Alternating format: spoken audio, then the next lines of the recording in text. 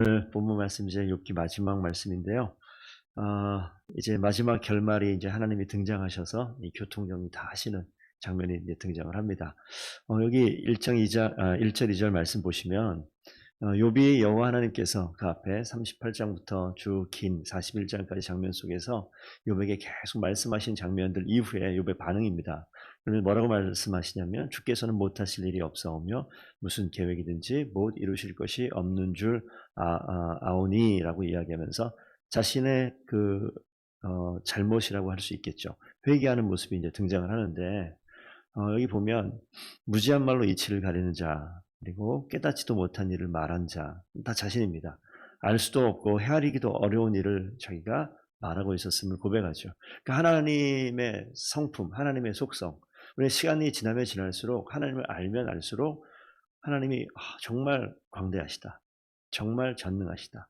정말 모르시는 것이 없으시고 신실하시고 거룩하시고 이 하나님을 우리가 다 설명해낼 수 없을 만한 하나님을 발견하고 또 발견하고 또 발견하고 그런데 우리가 이건 언제까지 가느냐? 평생을 가도 알 수 없는 그런 모습이에요. 그런데 욥이 당대 의인이기도 하였고 하나님과 깊은 관계 속에 있었던 사람인 것 같아요. 처음 우리 장면을 보면. 그런 나에게 왜 내가 알 수 없는 이런 고통이 이런 고난이 나에게 다가오는가 이런 시련이 나에게 다가오는가 그때 마음에 얼마나 어려웠겠어요. 그렇죠? 저희가 하나님을 온전히 섬기고 하나님 앞에 할 수 있는 대로 정말 최선과 정성을 다해서 하나님 앞에 순종하고 하나님 맡기신 일을 잘 감당해내려고 하고 있는 찰나에 어려움이 다가오면 누구라도 그 상황 속에서 내가 지금 이게 어떻게 설명을 해야 되지? 누구한테 말을 해야 되지? 이 상황을 어떻게 지금 더 마음이 신앙이 연약한 사람들에게 어떻게 내가 이거를 드러낼까? 저들이 나를 어떻게 볼까? 별의별 생각이 다 들 거 아니에요. 그런 인생을 살아왔던 욥의 모습. 그러니까 우리는 어쩌면 하나님의 말씀하시는 것보다 욥이 자신의 감정을 드러내는 것이 훨씬 더 납득하기 편해요. 이해하기 편해요. 그리고 공감하기 훨씬 편해요.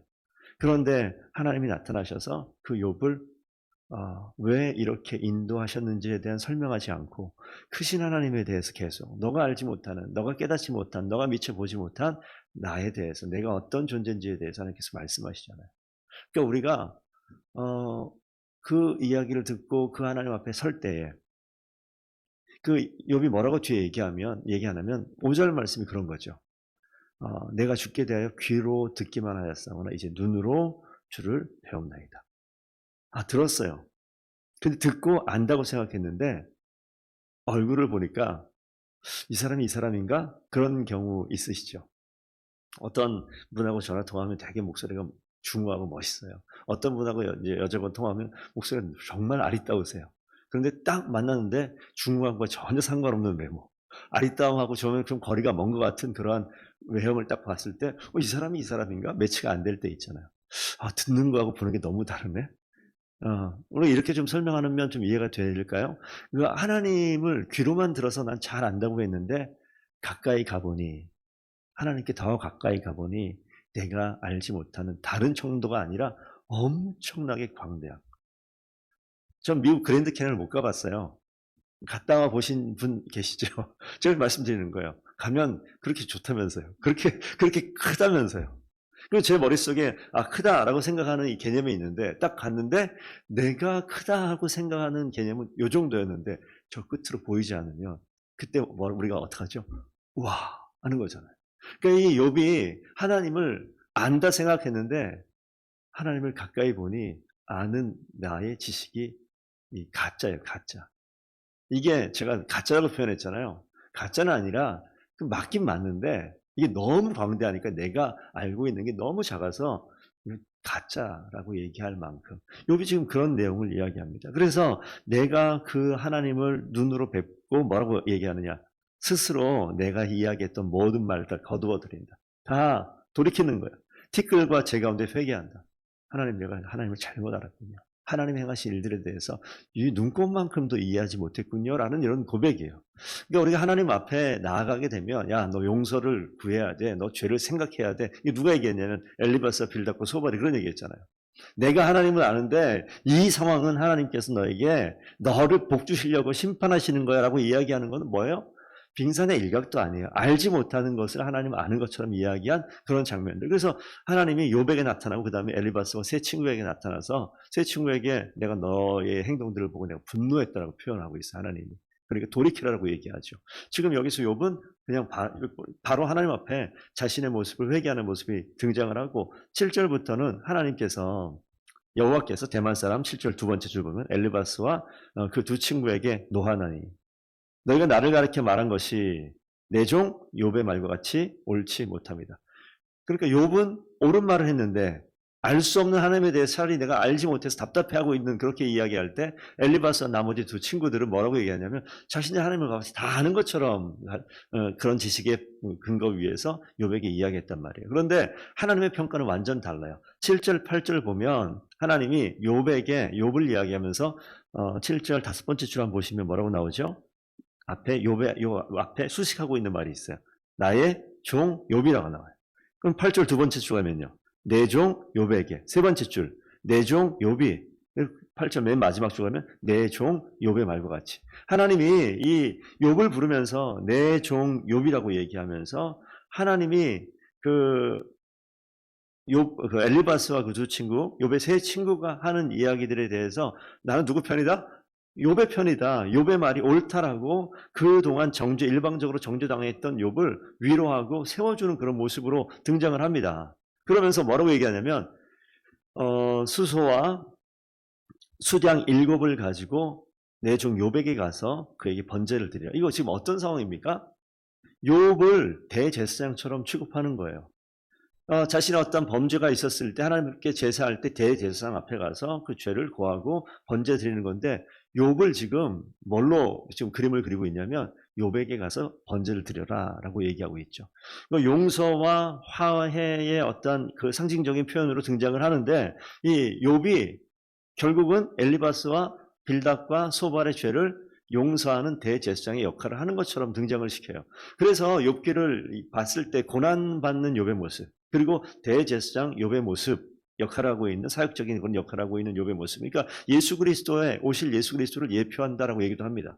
그래서 욥기 전체에 나오는 고난당하는 예수 그리스도를 욥의 고난을 통하여서 십자가의 고난과 이 땅에서 고난당하신 예수 그리스도를 생각하며 기억할 수 있는 말씀이 되기도 하고 오늘 이 욥 앞에 찾아 나와서 그간의 모든 죄악들을 용서받는 그런 그림으로도 이야기를 합니다. 근데 하나님께서 이 말씀 마지막 때 욥이 회개하게 하고 세 친구도 회개하게 하는 일들을 합니다. 그러면서 10절 보면 욥이 그의 친구들을 위하여 기도할 때 전 이 장면을 한번 좀 눈여겨 좀 봤으면 좋겠는데 하나님께서 욥의 회개를 받으시고 그 다음에 하나님께서 엘리바스와 빌닷과 소발의 회개를 회복시키는 이 관계를 회복시키는 장면이 있는데 욥이 먼저 회개하고 이 세 사람이 재물을 들고 번제하며 욥 앞에 나와 있는 장면 속에서 욥이 그의 친구들을 위하여 기도할 때 대제사장이 중보기도 하는 거고 똑같은 거예요.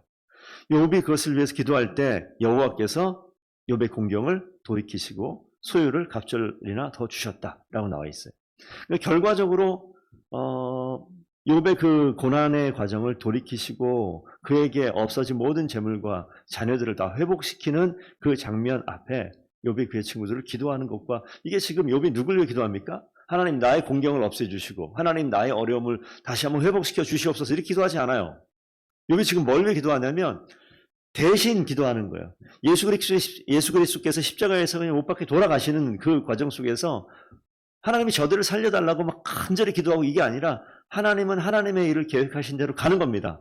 그런데 그 과정 가운데 욥의 인생이 회복이 되어지는 것과 욥의 관계가 회복되어지는 것과 욥의 이전의 모든 삶이 회복되어지는 것은 하나님의 계획 가운데 있어요. 그러니 어찌 보면 그 큰 그림으로 쪽에 보면 하나님을 알아가고 하나님의 뜻 가운데 그냥 거하고 있으면 하나님이 그 일들을 행해 나가는 그림을 볼 수 있습니다. 그런데 그 일들 가운데 내가 직면해 있는 공경을 바라보고 기도하는 것이 아니라 하나님의 뜻 가운데 있는 거죠. 하나님이 어떤 역할을 맡겼냐면 욥에게 대제사장의 역할을 맡겨서 이들이 번제 제사 가운데 나왔을 때 그들 위해 기도하는 그 역할.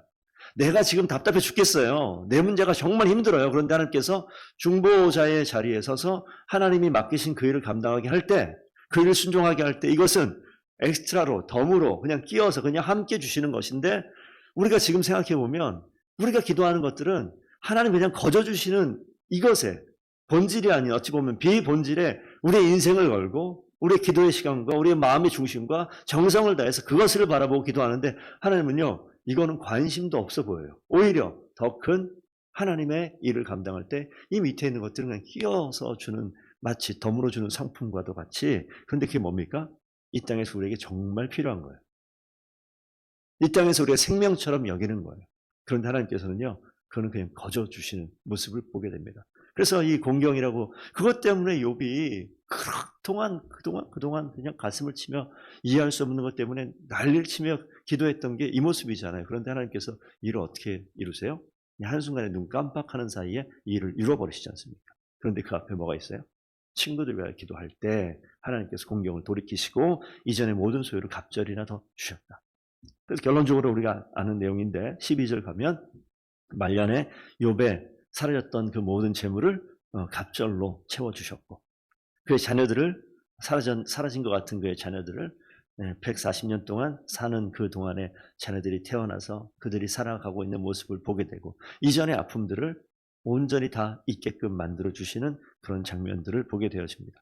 이 딸들이 보니까 가장 아름다운 그러한 딸들로 주셔서 하나님께서 자녀들로 하여금 또 기쁨을 누리게 하시는 일들을 보게 합니다.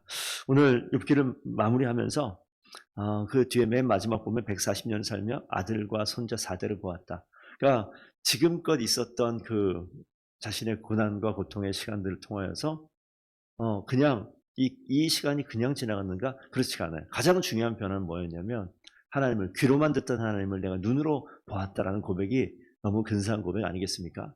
우리가 하나님을 알고 있어요. 어느 정도 알고 있는데 하나님께서 우리가 남은 이 여생을 사는 동안에 하나님을 정말 눈과 눈을 마주쳐 본 것처럼, 가까이 보는 것처럼 그렇게 하나님을 아시고 하나님을 더 깊이 알아갈 때 하나님 행하시는 일 앞에 순종하며 나아가면 하나님이 그 나머지 우리의 인생은 더 아름답게 우리가 상상하지 못하는 것들로 채우셔서 기쁨을 누리게 하실 줄로 믿습니다. 그 믿음의 일꾼으로 우리가 또 오늘 하루 승리하는 귀한 주의 종들에게 축복드립니다. 기도하겠습니다.